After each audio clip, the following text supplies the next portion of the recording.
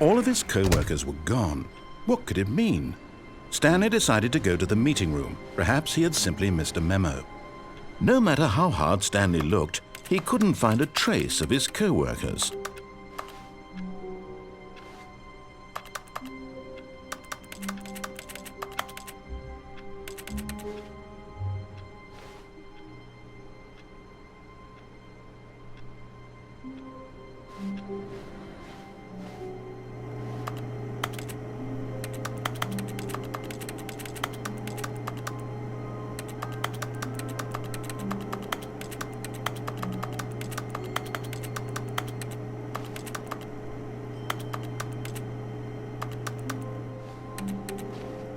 Stanley went around touching every little thing in the office, but it didn't make a single difference, nor did it advance the story in any way.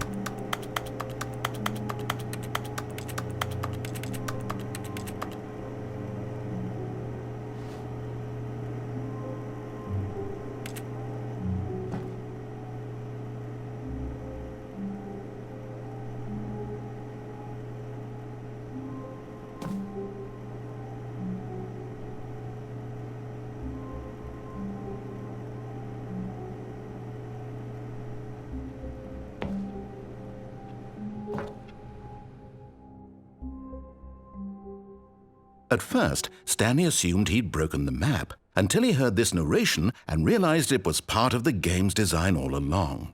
He then praised the game for its insightful and witty commentary into the nature of video game structure and its examination of structural narrative tropes. So, now that you're here, what do you think? Isn't this a fun and unique place to be? Why don't we take a minute just to drink it all in?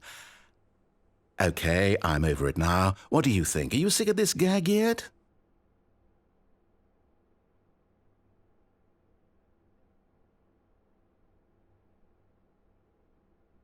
Well, I don't know how to say this politely, but you could literally just restart the game any old time you want, like right now. You could have done it just then. Now would also be an appropriate time to quit.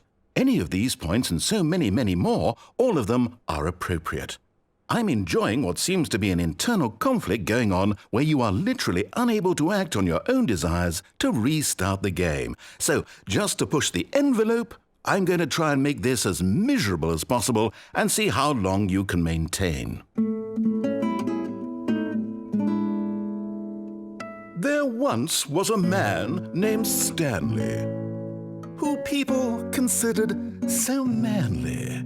But the truth must be told, he was not very old and was quite particularly gangly.